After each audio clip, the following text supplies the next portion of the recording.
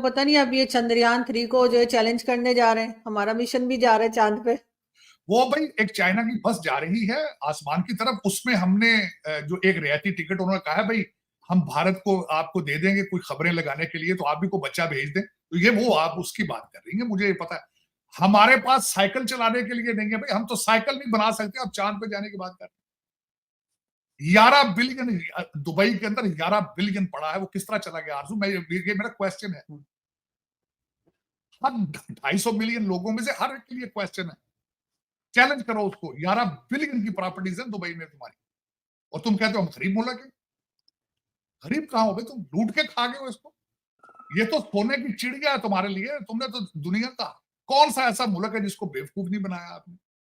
ये तो मैं हैरान होता रहता हूं कि पता नहीं ये वेस्टर्न सिविलाइजेशन चाहती क्या है आपसे। इतनी दुश्मनी है आपसे, इतनी दुश्मनी कि वो 5-6 हजार लोगों के घर टोरंटो में, लंदन में, दुबई में बन रहे हैं और उनको मुसलसल पैसे दे रहे हैं। अब 3 साल के लिए सुना पैकेज दिया जा रहा है $6 से $8 बिलियन। पता नहीं उसका वो क्या क्या करेंगे, कितने घर लेंगे ये। दुबई शायद हो सकता है सारे ही ना खरीद लेंगे, मुझे तो ये डर लगा हुआ है। मुझे तो आरज़ू सर आपका पॉसिबल है जी।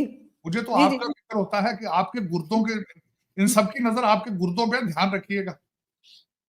बिल्कुल ऐसा ही है सर, इसी तरह लग रहा है। लेकिन आईएमएफ से खैर पैसा लेके भी लग नहीं रहा कि ये खुश होंगे, या दोबारा एक और प्रोग्राम में जाने की भी बात हो रही है। खैर ये तो चल ही वही रहा है इनका। 6 से 8 बिलियन वो है जो जिसके लिए वो 3 से 4 साल का कर रहे हैं बातें इस वक्त, तो वो चल रही हैं।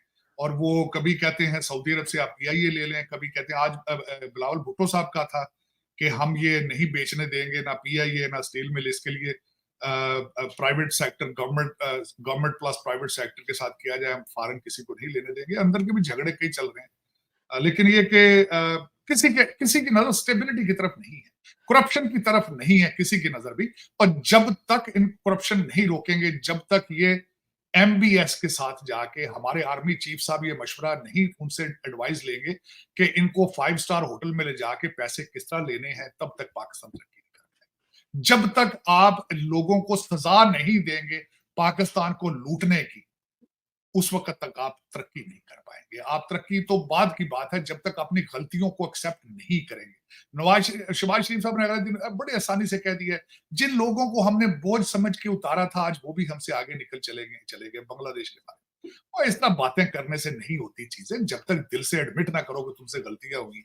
1947 से लेकर जो कुछ तुमने पाकिस्तान के साथ क्या क्या जुल्म नहीं किया। पहले ब्यूरोक्रेसी, आपका वजीर आजम बनने के लिए ब्यूरोक्रेट होना जरूरी था, क्योंकि दूसरे लोग तो बेचारे अनपढ़ थे। फिर उसके बाद जब अयूब खान साहब आए तो गैरिजन स्टेट बनी है, उसके बाद आपने पलट के देखा ही नहीं है कि हम जा कहां रहे। मैं मुसलसल जहां बैठता हूं, लोग मुसलसल, खासकर ओवरसीज पाकिस्तानी मेजोरिटी को जो है पीटीआई सपोर्टर है, सारा दिन फौज को गालियां देते हैं। उनसे मैं अगले दिन भी मैंने ये पूछा, भाई फौजी कौन है? जर्मन है, फ्रेंच है, कौन है? पाकिस्तानी है, हमारे बहन भाई हैं। उनको उनका सर दिल नहीं करता कि पाकिस्तान तरक्की करे। उनका भी तो दिल चाहिए ना कि पाकिस्तान आज किस हालत में पहुंचा हुआ है भाई। किसी भी जजों से पूछ ले, जज पाकिस्तानी नहीं है, फ्रेंड्स। हाँ, ये आई एम सॉरी, मैं थोड़ा सा ऑफ द लाइन चला गया आरजू। आपके सारे जज पाकिस्तानी नहीं है, ये गलती से हो गया। आजकल बहुत खबरें चल रही हैं कि आपके मेजोरिटी जो है जजेस वो ग्रीन कार्ड हैं, उनके डुअल सिटीजन हैं। ये भी खबरें हैं। इतने वसूख से मैं ये कह सकता हूं कि मेजॉरिटी जजेस की बीवियां और बच्चे फॉरेन नेशनल, उनका तो मुझे भी पता है। लेकिन तो सर ये सबसे पहले तो इनको ये खत्म करना चाहिए ना, जो दो दो पासपोर्ट लेके लोग यहाँ बैठे हैं। जब आपको ये ये खत्म होगा तो सही होगा। आरजू आपकी इतला के लिए अर्ज करूंगा, भारत में इस तरह नहीं है। हाँ बिल्कुल, भारत में नहीं है। भारत में ऐसे नहीं। लेकिन यहाँ जो देखे ना, जंगल का बादशाह अंडे दे बच्चे दे, वो क्या फर्क? यही तो वो लोग हैं, यही तो वो लोग हैं जो लूट रहे हैं। फिर वो क्या, उन्होंने लूट के भागना भी तो होता है, लूट के भागना होता है। चलिए सर उसमें तो फिर लेकिन आरजू एक सिंपल चीज है, Nations can not survive without nationalism. और मेरे बिल्कुल। ख्याल में फंडामेंटल सी चीज है, ये कोई नई बात नहीं है, शुरू से ही ये असूल है। जब तक कौमों के अंदर कौमियत नहीं होगी, कौम के अंदर प्राइड नहीं होगी। जब एक बच्चा पैदा होता है पहले दिन ही वो कहता है भी मैंने टोरंटो में जाना है, मैंने लंदन या दुबई में रहना है। हर पाकिस्तानी की ख्वाहिश है। आज किसी एम्बेसी को आपके छोड़े वीजे खुले करे आप तमाशे। आप तो रशिया चल जाते हैं भाई बॉर्डर क्रॉस करके, आप तो रशिया जहां से भूखमरी पड़ी यहाँ पे। लेकिन आज वीजे खोले तो मैं समझ रहा हूँ सब दाढ़ियों वाले सबसे पहले होंगे वहां पे आगे, जो सारा दिन अमेरिका को गालियां निकालते हैं। बिल्कुल ऐसा ही है। लेकिन सर ये भी सुनने में आ रहा है कई, बल्कि पीटीआई के लोग ज्यादा ये बात कर रहे हैं कि पाकिस्तान ने वही पहले की तरह अड्डे दे दिए, सब स्पेस दे रहे हैं उसको अमेरिका को, ताकि ईरान और अफगानिस्तान पे अटैक के लिए। क्या ये पॉसिबल है कि दोबारा एक बार ये सब कुछ देखने को मिले?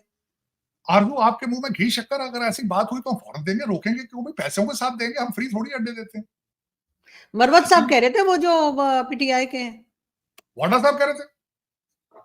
तो वाडा मरवत साहब की मर, सोर्सेज में से मैंने देखा कि वो गलत बात नहीं करते, उनकी चीजें जो है, उनकी बातें सच्ची होती हैं।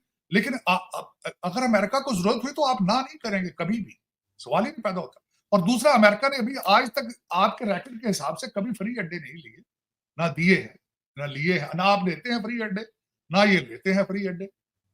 आप अड्डों के पैसे लेते हैं, ये तो बड़ी पुरानी बात है। आपने तो 1950 से उनको पेशावर का अड्डा दिया था, बल्कि U-2 जो जहाज गिराया था रशिया ने, मुझे आज भी याद है, जब मैं हिस्ट्री पढ़ रहा था तो वो पेशावर से उड़ा था, वो उन्होंने गिराया था।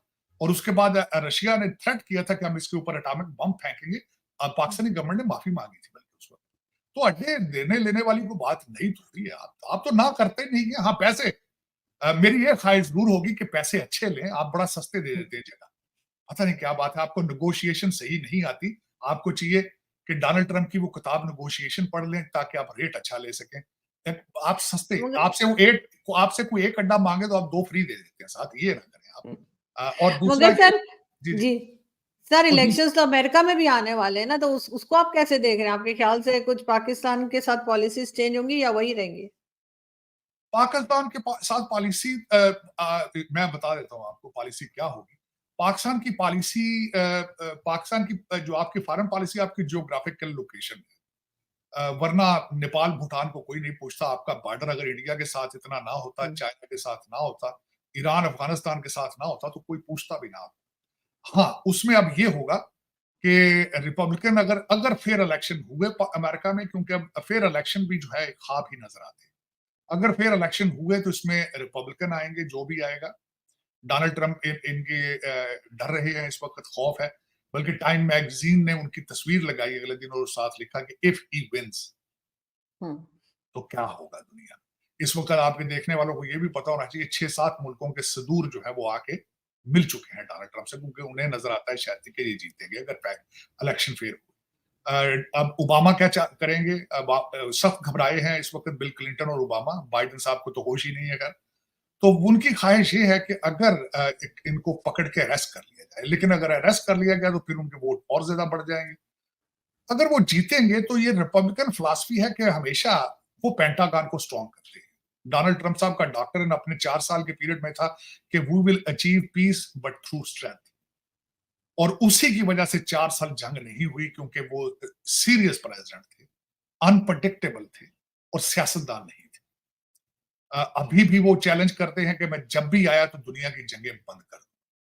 भारत ने पिछले साल चंद्रमा पर अपना अंतरिक्ष यान चंद्रयान-3 उतारा था। भारत ऐसा करने वाला चौथा देश बन गया। भारत की कामयाबी देख पाकिस्तानी भड़क गए और उन्होंने अपने नेताओं को भी लताड़ लगाई, जिसके बाद अब पाकिस्तान चांद पर जाने की तैयारी में है। हालांकि चंद्रमा तक पहुंचने में उसका कोई योगदान नहीं होगा, बल्कि वह चीन के रॉकेट में बैठकर चांद पर जाएगा। पाकिस्तान के ऐतिहासिक चंद्रमा मिशन का नाम iCube-Q है। शुक्रवार को चीन के चांग-ई 6 मिशन के साथ यह लॉन्च होगा। Institute of space technology IST ने इस सैटेलाइट को चीन के शंघाई यूनिवर्सिटी SJTU और पाकिस्तान की राष्ट्रीय स्पेस एजेंसी सुपार्को के सहयोग से डिजाइन और विकसित किया है। पाकिस्तान का यह उपकरण चांद पर नहीं उतरेगा, बल्कि उसकी कक्षा में ही रह जाएगा। iCube-Q ऑर्बिट में चंद्रमा की सतह की तस्वीर खींचने के लिए 2 ऑप्टिकल कैमरे लगे हैं। सफल परीक्षण के बाद अब इसे चांग-ई 6 के साथ जोड़ दिया गया है। चांग-ई 6 चीन के लूनर एक्सप्लोरेशन मिशन की छठी सीरीज है। क्यूबसेट छोटे आकार के उपग्रह होते हैं। इनका निर्माण क्यूब के आकार में किया जाता है। वजन में यह कुछ किलोग्राम तक हो सकते हैं। अंतरिक्ष में इन्हें कई खास कामों के लिए भी भेजा जाता है। क्यूबसेट का प्राथमिक उद्देश्य स्पेस एक्सप्लोरेशन में वैज्ञानिक अनुसंधान, टेक्नोलॉजी विकास और